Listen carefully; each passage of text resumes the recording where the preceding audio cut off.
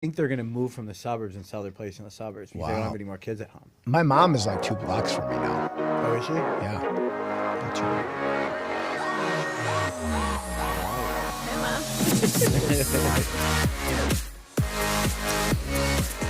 We are live. Welcome to another episode of Market Overdrive. I'm your host and your only host today, Mo Dadkhah. Carla and Nick left me hanging and left me with all of these buttons.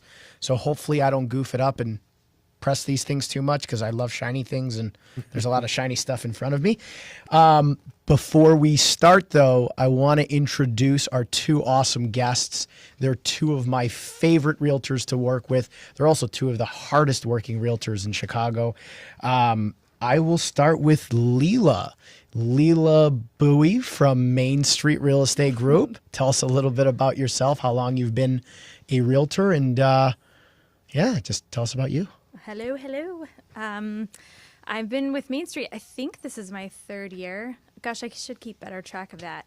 But I've been selling. I think this is my fifth year selling. And previously, I worked in a real estate office for quite a while when I was in college in my master's degree. So I got some handy experience about the transactions and so forth. So I really think that was an awesome opportunity behind the scenes before I got selling. And before that, I was pursuing a career in opera. So I still sing, but the pursuit of auditions, those days are over. Lila is she is the best singer I've ever heard. Oh, and I was going to make her sing on air, but she'll beat me up, so we can't get her to sing here. But she's amazing. I remember when I watched you sing opera, I realized it's not just singing, it's so much singing and acting. So you're a great actress and you can sing in a lot of languages. So that's pretty awesome. Thanks, Mo. Do you ever sing to your clients in the car? No, I do a lot of humming, which is probably really annoying.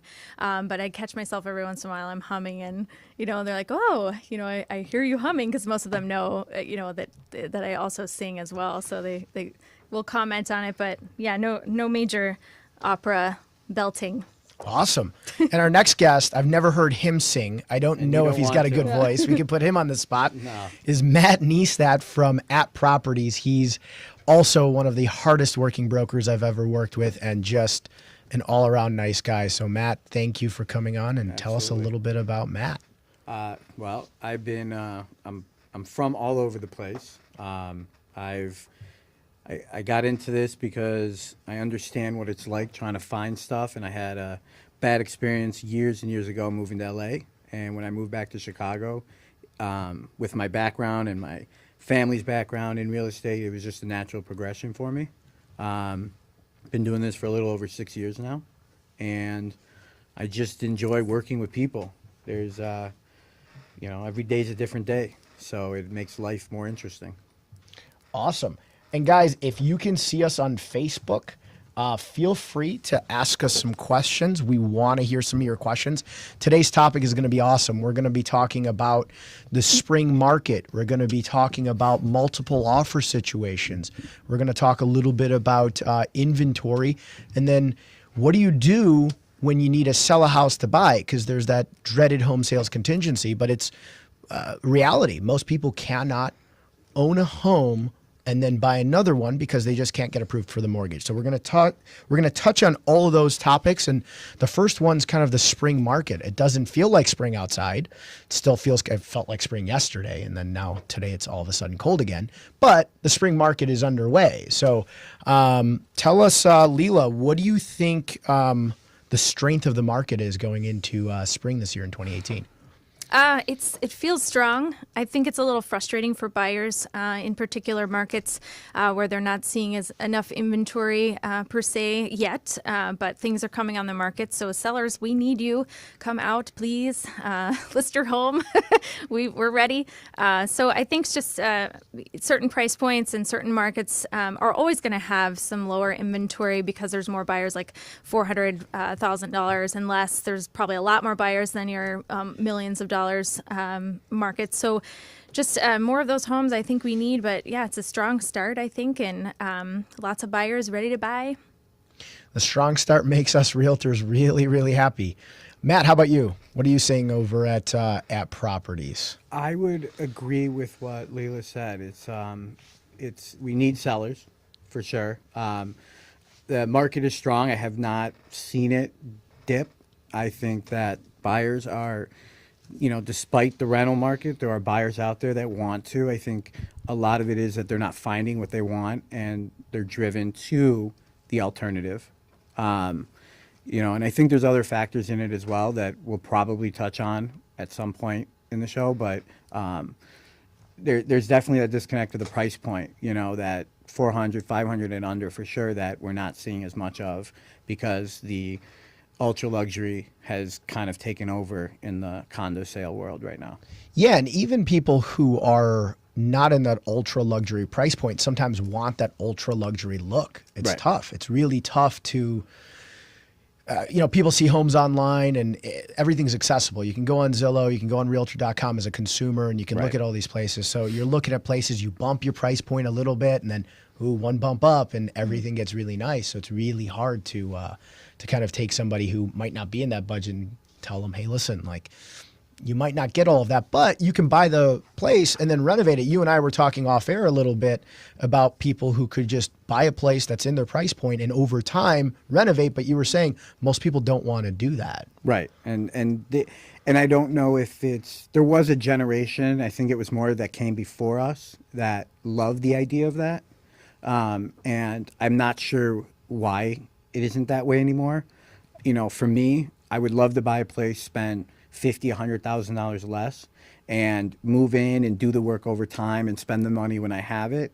And when you go and sell it, you're selling it for more than obviously the hope is. But if you do your due diligence and work with the right people, you'll find that point where you can sell it for even more than what you paid and what you put into it. Yeah, that's the key. You got to make sure that your realtor and you're working with somebody who knows what they're doing. So if you're going to buy a home that needs work, you don't want to over improve it unless you're going to live there forever like I am in my home. I mean, I'm an over improver. I did stuff where I couldn't sell it right now and get all my value back, but I made it for me. But if your plan is to sell, you want to make sure you're putting the right amount of money in so that when you sell, you can get that back. And you're a good realtor like you guys can tell your clients, listen, spend this much money and you're going to get this much back at the end. Do you guys think the interest rate hike, the recent slight interest rate hike, Nick's not here because if Nick was here, he'd be explaining a little bit more about the interest rates, but we've seen a little bit of a hike. Lila, do you think the hike has slowed people down at all, or do you think it's just a bump in the road? I'm not sure about the bump in the road, how many more bumps we're going to have. And I think it's going to get a little bumpy according to some folks in the mortgage industry that I've talked to. But I don't think it's slowing anything down right now. I know for myself speaking, I am in the market to buy. And my husband and I are working towards that and finding the right place. And we see that interest rate. And we saw it jump up in the last 60 days considerably. So, well, for us, it seems considerable. But, we're not in the 1980s, but I think that it is sort of settling in with people that they're going to have a higher interest rate, and so maybe there is a little push for more buyers. Like, oh, I got to lock something in now. Let's get it going. I need to find the right place immediately. So that could be some sense of urgency that's coming out with people, and then I think it is predicted that that's going to go up even further. So I think there's maybe some anxiety with folks, and then. But as far as the long-term effects of that, they say maybe if it really goes up, that home sales will have to come down to sort of accommodate that or, subsidize that in some way. But I'm not seeing that yet. I don't think we're there yet. Awesome. How about you, Matt? What do you think about these interest rates or the slight interest rate hike?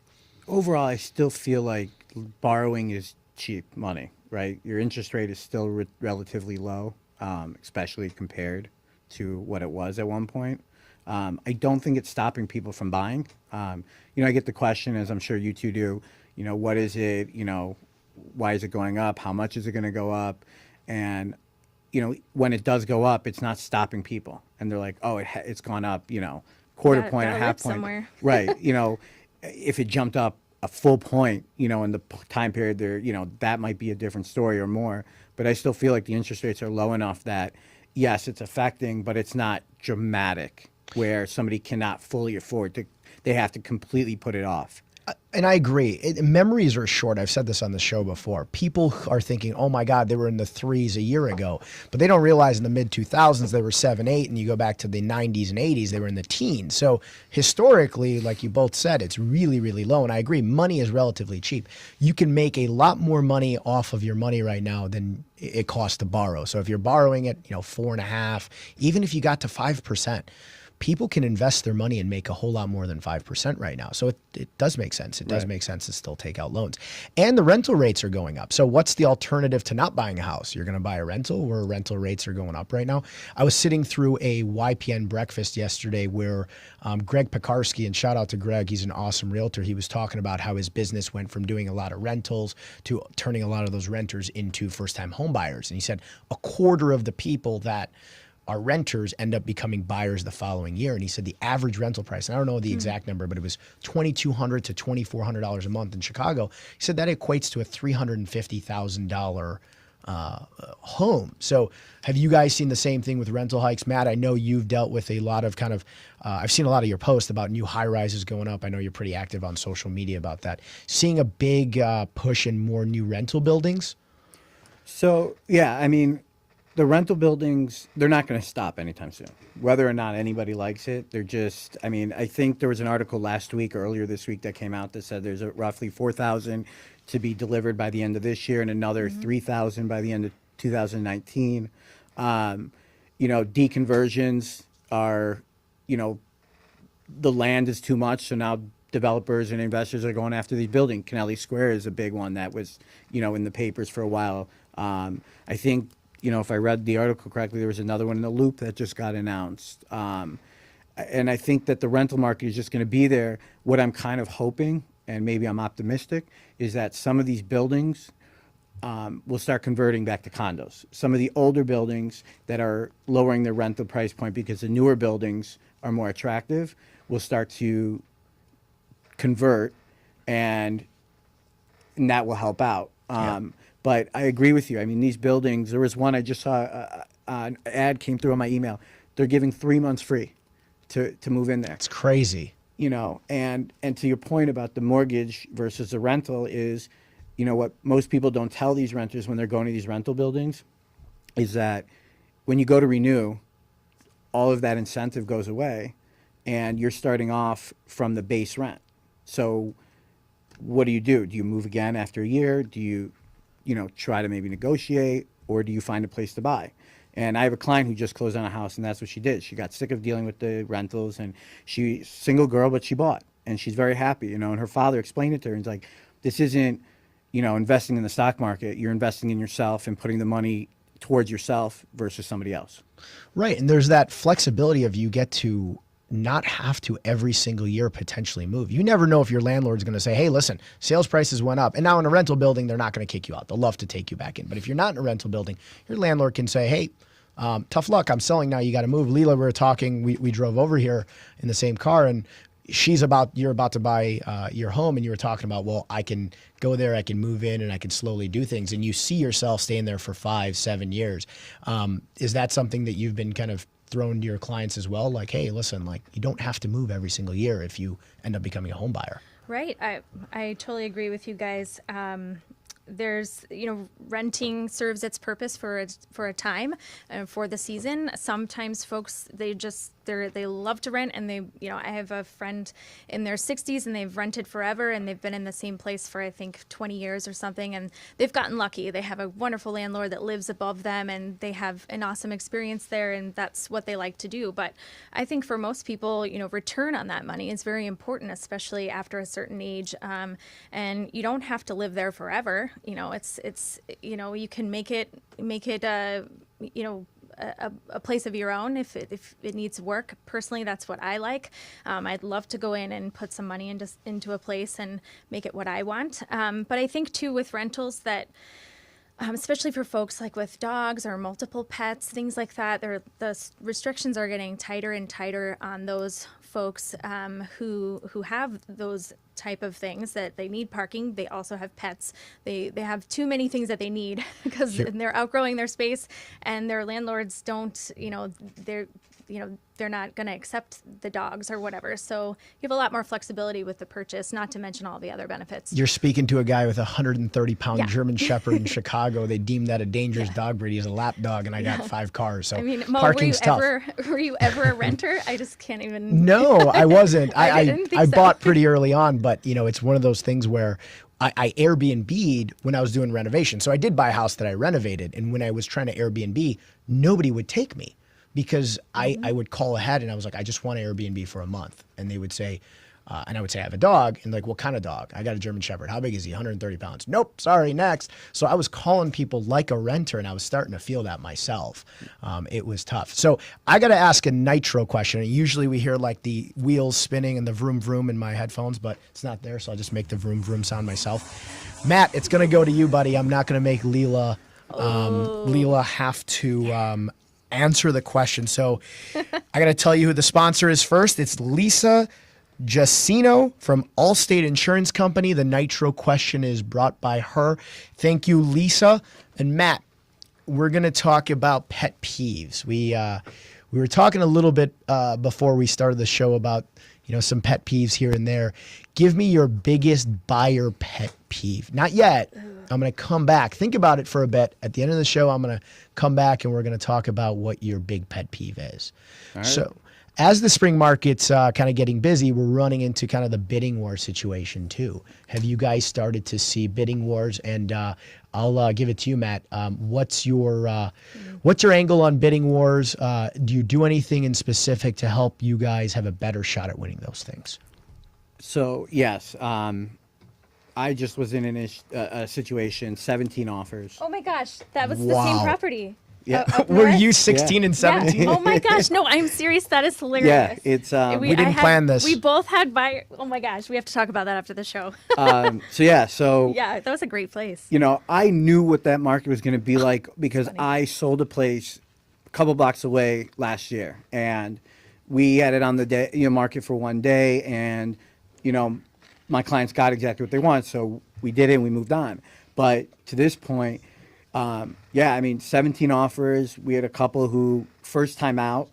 It says maybe the second or third place they saw, they didn't need to go out again. And what could you do other than write the sappiest, heartfelt letter? I said, remember when you were walking through there, what did you see? Well, they have kids. It looks like they just had a kid and we're about to have one. I go, connection, right? At 17 offers, it's a long shot. 2 or 3 offers, I'm optimistic. And we went back and looked at it, and we didn't get it. I was gonna say, because we would have to put a wall up between us right now if you won that offer. Well, I thought didn't. you won it, and then you had lost out. I was like, oh my God, I created I was- controversy Okay, here. sorry, keep going. If I had, there would be a big sign all over social media, beat out 17 people. No. Yeah, that's true. But it is definitely, I showed a client of Mo and I's. Mo also does a lot of, Tim and Mo do a lot of the stuff for the attorney side for my clients. And we were out last night. We walked into a place and the agent said, we have an offer, just so you guys know. And then, called me back 20 minutes later and said, hey, we got another one, right? So what do you do? And I'm not one of those. I'm not a car salesman. I'm not, for me, I tell my clients, you have 2 choices. We keep the search going and you just try not to get frustrated, or we go in with our best foot forward, knowing that you have to make the strongest, compelling argument possible right off the bat. And we pray that between that and me explaining who you are as a person and how easy we'll make the deal on everybody, that it works. Did you get it? No. No. The 17? No. The 17, no. That's tough because, with 17 offers, somebody comes in. We had one too. It was a 6-unit, or actually a 4-unit. You could have turned it into a 6, where I walked up with my client and there was like 20 groups of people outside. And I'm like, uh-oh. And South Shore? No. It was Logan Square, and the place needed work. And there were no photos when they posted it online, but it was right in the FHA window for like a 4-unit. So there was a lot of people there. Lots of cash offers. We weren't cash, so we lost out. But people went way over what I thought the place was worth. So I told my client, and I'm like you, I'm not a sales guy in the sense that I'm not going to let one of my clients buy something they shouldn't. So I was like, listen, this is going ridiculous. Just let's keep looking. The spring market's getting hotter. And we will find you the right property. How about you, Lila? What do you do with bidding wars and multiple offer situations? Yeah, well, I had it was a crazy experience with that 17 offer place. And, my client and I had been looking for a long time. She just literally fell in love with that place. But I have to say, I mean, there's definitely, I love the touch with, if it's appropriate for your clients to do the cover letter with their offer and all of that. There's so many different, schools of thought for multiple offer situations, but I kind of think, there's a sort of a tier system that maybe people don't know about. So I think are we still on? Are we good? Yeah. Okay. I don't know. I got a FaceTime from Carla. hello? I didn't know if I was supposed to answer. Carla, She's what's the up, other Carla? guest, so I was like, Yeah. what's going on? Okay. So, it's funny because every listing agent, like this particular listing agent that we were working with trying to, make an offer on the place, this particular seller and listing agent decided I think they listed on like a Thursday or something, and then they set it up front because they knew that place was hot. They said, we're not going to look at any offers until Monday at 4 p.m. So they went the entire weekend, and they had literally, people came in droves to see this place because it was priced very well. It was undervalued, I think. And so it sort of elicited a bidding war, essentially. So there's that school of thought. Whereas other places that will come on the market, you never know. They could take the first offer they get if it's good. So it's very subjective, I think, to how the listing agent wants to approach it with that buyer too. So that's why I think, it's doubly important to work with a realtor because they can make that connection with that listing agent. They can see or foresee those things that come up. Super important. Other ways you could strengthen your offer, amount of earnest money, if you could try to go above and beyond with that. If you don't have a home sale contingency, which I know we'll touch on later, there are other things you could do, like, obviously bid as much as you can. They have escalation clauses that you can talk favorite. about, which some realtors will advise their clients or their clients don't want to do it. So it's all subjective, again, to that relationship between listing agent and realtor. So, you could try the escalation clause if that works, if it works for your budget too. But I think a really good thing to remember is in this, it's kind of discouraging sometimes for buyers in this opening market where we just don't have enough listings yet. People are still, sweeping leaves, or I don't know what they're doing, but, once it gets hotter, I think there'll be more listings, but it's a little discouraging. And I think it gets pretty heated, obviously, but the point I'm making is that, you just never know, and you just have to put your best foot forward. There's no way as a realtor we can know how much that winning bid was. So we just have to put our best foot forward and don't pay a dime more than you're comfortable paying for that place. If you want to feel like you're winning, that's awesome. Feel like you're winning, you go for it. But I always tell my clients this, when you're sitting in your living room after you've won the property and you're closed on it, you want to think to yourself, yeah, I won this place and I'm feeling really good about my purchase. Or are you going to think, oh my God, I let the market get to me and I overpaid? Yeah, it's the biggest purchase of your life, so make a smart one. I use escalation clauses a lot. I think with an escalation clause, you have to be able to explain it to the listing agent and your client well. So some listing agents have seen them before, some just have never seen them. And if they've never seen them, there's an education piece that goes into that. And then you got to give your client another education piece that says, this is what you're doing. So I use them a lot, but I think more and more we're going to see multiple offer situations, especially on the good stuff. Like we were saying, the dated stuff, that might not have it unless they're really listed real low. Right. But the good stuff is going to have a ton of offers on them. How about pocket listings, Matt? What do you have you dealt with pocket listings at all? I know you guys have like a network of pocket listings over there but do you look at them? People always think that's like the kind of hot and sexy thing if you can find pocket listings, and there's not a ton of them out there. Some people are like, well, can you just find something off market? I'm like, I'll try, but it's not like I can just like Yeah. shake the tree and all these great off-market properties come, falling down. The off-market properties that I see come on the market, they're almost very, very similar, right? You definitely have the higher price point, that, but to what you were saying is, what do we do? For me, for the pocket listings, I call agents that I know, that I have relationships with. Like, right, I'll bother you, I got one maybe for you. We'll talk. We'll talk tomorrow. We've been talking about this pocket 5-unit. But we constantly, it's just the networking between agents. Hey, do you have something? I'll tell people, listen, I'll sign an NDA if I have to, even if it's just a condo, just to get some information to see if it would even meet, my client's needs, or send over what my client's looking for. I think one of the most undervalued positions of real estate is the relationship of realtors within, whether it's our own company or outside, is that I don't really view this as a complete individual business, where I know a lot do. I view it as, I have a working relationship with everybody I've ever done business with. And, if everything's done right and something does come off the market, they call and say, hey, Matt, I know you had been looking for X for a while. Do you still have that client? We haven't put it on the market yet. This is where we're going to be at with it, kind of thing. And I think there's value to that. And that's 100%. Kind of how. Yeah, 100%. And you're a really nice guy, and Lila's really nice too. There's some jerks out there that, you're only hurting yourself by being mean to other realtors, because you and I do it all the time. You just like, hey, I'll sign an NDA. I'm like, I trust you, buddy. I don't need you to sign the NDA. But right. that's a very undervalued strength in your realtor, having connections in the industry. One of the best things about the YPN, and I'm giving a shout out to Carr and the YPN, is I think we do a good job of bringing realtors together so that they can be comfortable with one another, get to know one another. And I think just with those sorts of connections, it makes a humongous difference. Like you said, it's a good point too. Call the good realtors and try to see if they have anything coming up. I'm going to shift topics a little bit.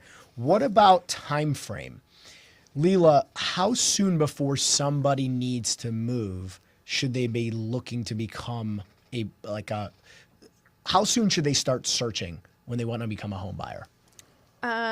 Well, there's an element of self searching, and I call it soul searching too. But as far as working with a realtor, definitely some things I think should happen from within before you get in that car and go shopping.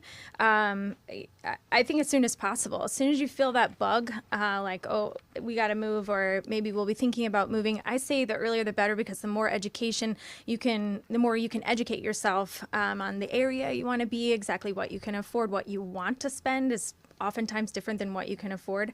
Get pre-approved. Get pre-approved, talk to a lender. So maybe just starting that conversation with a realtor, or hopefully you have a realtor in your life that you could trust, or hopefully and if you not, can give trust Matt or any of Lila a us. call. Yes. Call us. So, I think it's important to start that conversation, build a game plan for yourself.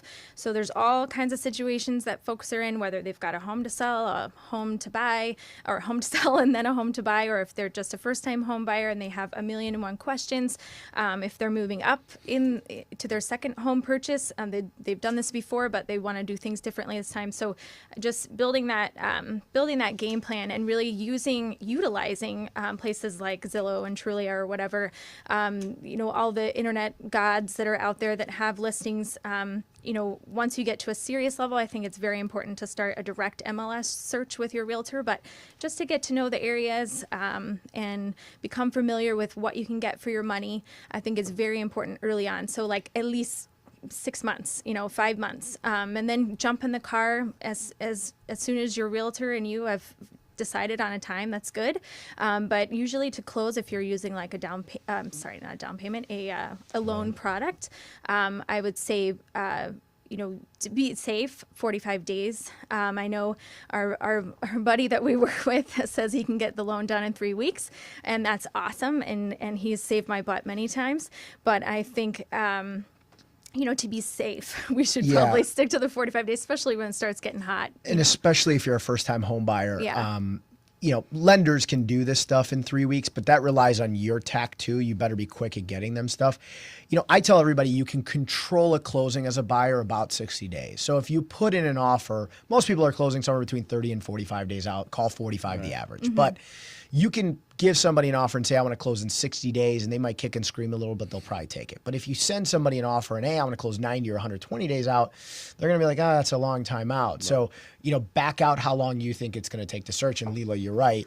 Know what you want. If you have no idea, and you have like 15 different neighborhoods you want, well, go hang out in those. I tell people, spend a night or a lunch period and go hang out in that downtown area. Go hang out in that neighborhood.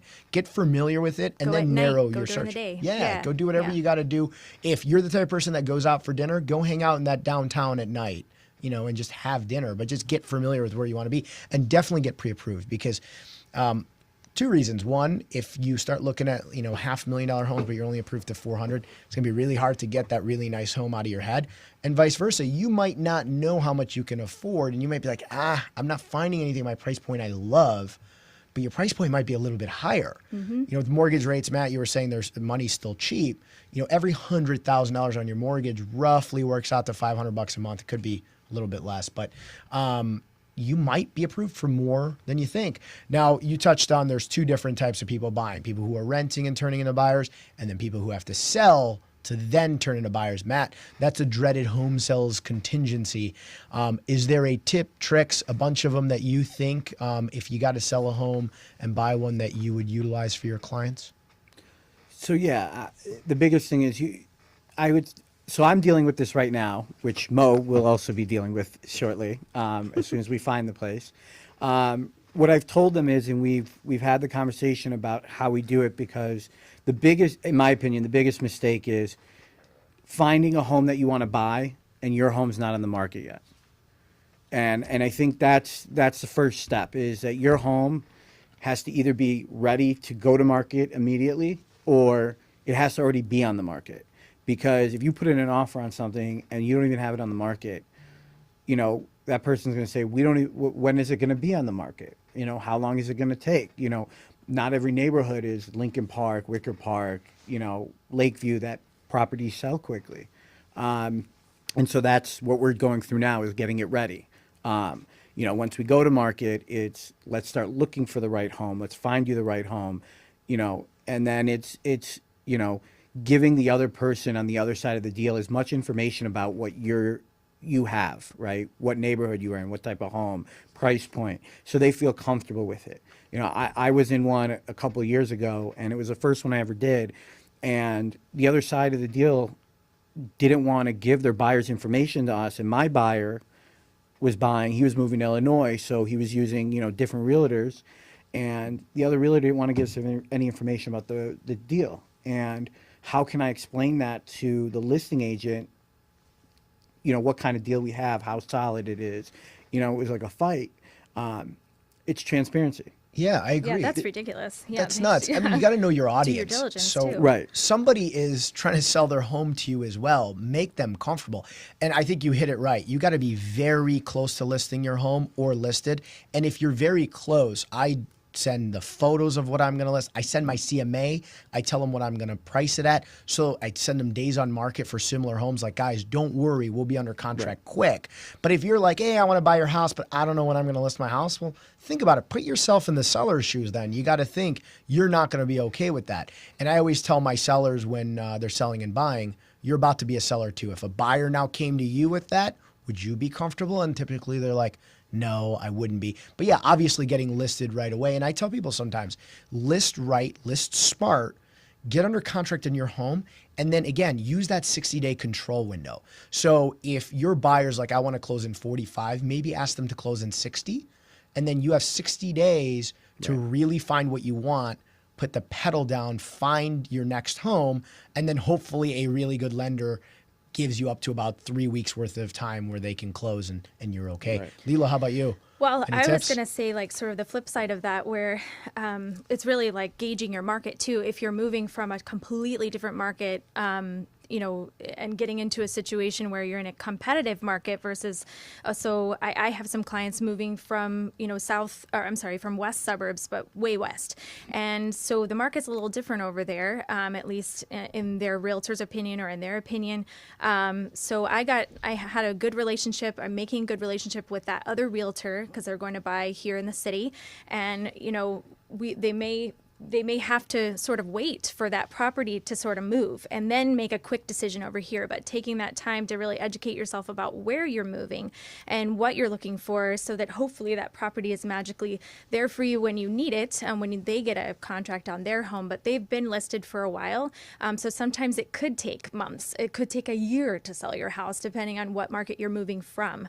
But on the flip side, too, I have clients here that are just moving neighborhoods, but one of their neighborhoods and their search criteria, it's pretty strict and good for them. They want what they want the best for them. So it took a while to find them the right place, but once we did, then immediately, to your point too, then immediately we would consider listing their home. These folks don't have a home sale contingency, but they don't want to afford 2 mortgage payments for too long. So something that's important to remember when you buy your home, usually the lender you won't have a mortgage payment for a couple of months, maybe 1-2 months after closing. So if you are in a market that you can sell your home quickly once you're under contract, you do have a little room there. You have a little grace period if the lender allows you to have 2 homes at once. I mean, this is a different topic, but for them, it kind of works out that will be able to list their home very quickly and sell their home very quickly. I'm very confident of that. So I'm actually telling them to wait until after attorney review is over to list, because I don't want them to be homeless then, if something happens. So so we it really is just dependent on the person and the client and maybe their risk level. Some people take out home equity lines of credits to try to fund their next purchase. I mean, there's all kinds of stuff that people do. Bridge loans, there's tons of ways to do it. And, it's one of those things where there's a lot of ways to do it. I've seen people try to buy homes and just not have a home sales contingency when they need it and try to kill deals with mortgage contingencies. We get calls at the law firm all the time saying like, hey, I know I have to sell my home to buy, but somebody told me, and it's typically a realtor that's just like telling them the wrong stuff. They said, paragraph 8, the mortgage contingency, I can just kill it if I don't get a mortgage. So do we really have to put that in there? And I tell people, be honest, because technically your mortgage contingency, and this is for all you realtors that are telling your clients this, it means that you are in good faith attempting to get the mortgage. If you know that without selling your home, you can't buy the next home, you can't just kill under mortgage contingency. Now, will every other side's attorney or seller check up on that when they get a mortgage denial letter? Maybe not, but if they do, you are definitely in breach. So I see it happen all the time. I've seen it happen on my files where I'm the attorney and somebody kills the deal and then I find out they're selling. Me and Tim will do a little bit of due diligence. Dirty. We'll make sure you don't do our clients dirty. We will we'll look into it, but it happens from time to time. Do you see that, Matt? Luckily, I have not. I have not. Okay, good. Luckily, that, there's not a lot of things that anger me, but that would definitely, again, there's anybody can look up if somebody has a mortgage. It's not that hard to do. And so why lie? Just the transparency thing, right? That's what it's about. One of the things I even thought of as we're sitting here about how to go about it is if you need more time and let's say the other person's already moving out and it's a financial burden on them, and you can afford, the extra payment, maybe offer to say, I'll whatever your carryover costs are for the 1 or 2 months to keep things on track, we'll take care of if we have to at that point, right? There's ways where you don't have to kill the deal right away. It's just, it's creative. And when you're working with realtors like Leila or like yourselves and attorneys, and you have the creative way of figuring those things out. Yeah, and that's a key. Again, the worth of your realtor, especially one like these two that has knowledge to get creative and has seen these situations, realtors are worth their weight in gold. I see a lot of attempts at cutting realtors out of the industry, and that's a totally different topic that I'm very passionate about and I won't get into. But the industry needs realtors. So if you're a consumer, not a realtor or lender listening, you need us. You can't cut us out. We're here to stay. We're not going anywhere, especially the good ones. And we know where you live. Yeah, we know how to find out where you live. Nitro question. So I got to come back to it because we are getting close to running out of time. Wow, it's so going fast. I know it went fast. Time flies when you're having fun. Or they just speed the clock Or up and I'm they're like, babbling you guys are boring us. They speed that clock up and they're like, get off the air. No, I think we're having a good time. So Nitro question. Answer it, buddy. Pet peeve. Pet peeve. I'd say it really doesn't just fall with just buyers. I think it's Sellers. You're going to get it too. Agents, if you can't make a showing, something happens, it's life. It's part of it. Shoot a text, an email, call. Hey, I'm not going to be able to make it. I don't even care if I'm there early and you're on your way. I just, I want to know. I had and the reason it's so fresh in my brain is I had somebody just do this where they said they would email me. They never did. Then I shot them and said, hey, I know you're really interested. Are you still planning on swinging by? Didn't respond. And then 30 minutes after the appointment was set, they call and say, hey, we're here. And I wasn't there any longer. Right. Why, after attempts that day and the day before to just confirm everything, why would I assume that they'd be there? And she was nice about it. She understood, but it's just communications. We understand that life happens and things happen as realtors. Like, it's our job to be there, and we take on whatever comes, from your life. That's what our job is too. I cringed when you said that because I agree. Listen, realtors, if you are supposed to or homeowners or home buyers, It's if a you're fundamental showing up, people problem. I mean, that's just show up, that is. or at least let someone know. I'm a late guy. Everyone laughs. Like, I'm 5 minutes late to everything, and I'm like driving like a madman everywhere. But if I'm running late, somebody knows I'm running late because I'm giving them a heads up. And half hour late is really late. I think 5 minutes to when you're supposed to be there, you're still kind of on time. But if you're that late, and I see it in the suburbs a lot because I've moved to the suburbs, so I'm doing city and a lot of suburbs. Suburbs, they have these crazy hour-long windows, and they're not as used to us being present. So I'm at some of my showings, and they, realtors show up and like, hell are you doing here? I'm like, I'm here to show the property. And sometimes they're not used to that. So they have these like hour-long windows, and they'll show up at, the 45th minute. So some of my suburban showings, they're like, hey, can we show between, 7 and 8? And I'm like, no, you can show between 7 and 7:30 because my clients have to leave the house, and you can be within a half hour punctual. Now, I get the drive time is longer, but I'm with you. That makes me cringe. And Lisa Jacino from Allstate Insurance, thank you for sponsoring that Nitro question. But I agree. That is my pet peeve. And Lila's shaking her head that she too agrees that that's one of her pet peeves. Let me see if we have any comments on Facebook. We got, I just saw this, Lila. Great show by Chris. Kyle Berger says he's looking good, Mo. Well, that's very nice of you. We got a Carla. Hola. Carla FaceTimed us, and then that's when we kind of went out for a second. I know. I think she forgot we're completely on air right now, but she's watching. So hi, Carla.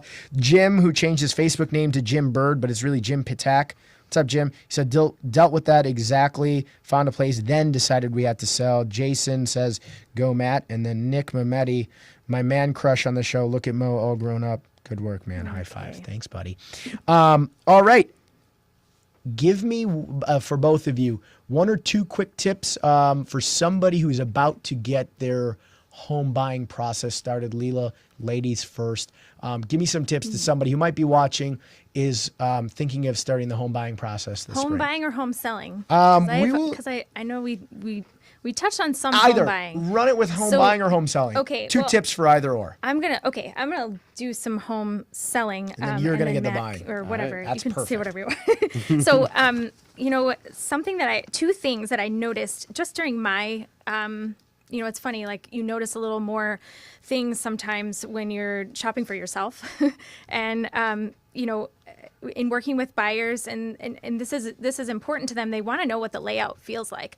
And I have a few buyers that they've taken the time to really narrow down in what they want in a place and what they want in a layout, and it's something very specific. So if you're going to list a property, ask your realtor if in their marketing materials they will offer a floor plan of your home. I think it should be required, honestly, because you cannot tell from pictures usually most of the time that what that layout is like. And layout is an extremely functional. It's a crucial part of the home. So obviously floor plans can be changed and so forth, but I think it's important to have that digital or a PDF of a floor plan in the photos. And then also, taxes can be detrimental to someone's monthly payment. And if they're incorrectly put on the listing by your realtor, and it's an easy thing to do by mistake. But let's say I'm coming across several homes that where a senior citizen has owned the home and they've passed recently or something, and it may be a couple of years ago that they passed, and it still says that there's a specific. Let's say the taxes are $7,500, but it says senior freeze and homeowner exemption, and that all these exemptions are part of that number. When really, when I look it up directly from the Cook County or Will County DuPage website, assessor's website, it actually says that they haven't gotten an exemption in 2 to 3 years. So that number will significantly rise or fall based on those homeowners exemptions or whatever being a part of that tax number. So they're just reported incorrectly so many times, so often, that I feel like, it's easy for a buyer just to scroll past it because they're like, oh, taxes are too high. Don't be lazy. So, yeah, realtors. it sounds really simple, but it's an easy mistake that can cost a lot of buyers walking past your listing. I don't even when my clients tell me my taxes are this much, I don't trust it. I actually go on the county's website and I pull up the exact number. It's public knowledge. Yeah, you can do that. And yeah,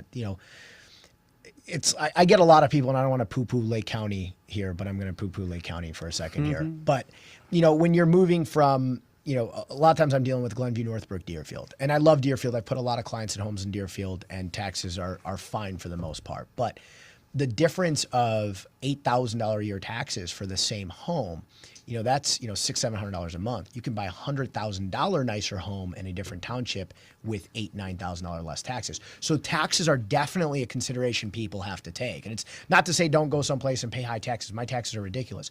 You can also, if you have tax questions and if there's a senior freeze or a homeowner's exemption and you don't know how much the values of those things are, and if they're accurate, but you don't know if the senior freeze drops off, how much that is, reach out to your real estate attorney. They can typically calculate that. If you're calling our firm to I can calculate it. Whoa. I know how to do it. Good for you. Because I've been doing it on my own search. So Wow. you can figure it out. And it could make a difference in your monthly payment, hundreds of dollars. Well, Huge.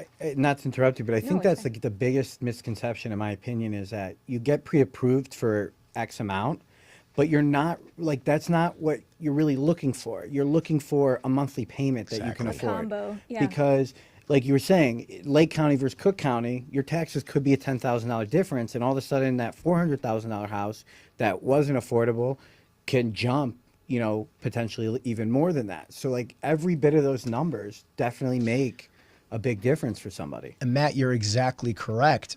It's in assessments, you see it in the city. So when somebody says you're approved for $400,000, there's a monthly payment that you're approved for, and now they've estimated taxes and estimated HOA fees. And Matt's right. So if you're approved for $400,000, and then you want to go buy a place that's $400,000 but has $1,800 a month assessments, you might not be approved for $400,000 anymore. It might be much, much lower than that. So that's absolutely correct. Now give me your 1 or 2 tips to somebody who's looking to become a buyer. So we said it earlier, and it's said over and over, but talk to a lender. No matter what anybody tells you, you need a lender to run through the financials with you, because thankfully I've never been in a situation where somebody was out, didn't get pre-approved, and saw something they liked and then couldn't get it. But I have been in several situations where we were looking at one price point, and I said, who is your lender? And this is when I first was getting into the business. Oh, we haven't really gotten it pre-approved yet. We just did basic calculations. This is what we think we can afford. And I was, well, go talk to a lender. I can give you names. You can go to whoever you want. Doesn't matter. But you need somebody to run the numbers for you. And all of a sudden, one of them was $200,000 more than they thought they could afford. Wow. They had no idea. And that makes a huge difference, as everybody would know, in what they can buy. So thankfully they got excited about the home buying process. They were no longer upset that they weren't finding what they wanted. The other thing is working with a realtor. And I'm not saying that as a realtor. I'm saying that because you generally pay more for a property when you're not working with a realtor. And, and there's other things. We know the market. We know how to negotiate. We know how to fight for you in the best way possible. And if you're working with somebody that, that you have a good relationship with, the process will be easier. They will get you things that you could not have gotten on your own or even thought of on your own. You are absolutely correct. That's I'm a very whole other topic. passionate about this. I have a tech startup happening soon, and we have a statistic. Both home sellers that don't use realtors typically get 10% less. It's like 246,000 across the country on average versus 270 something.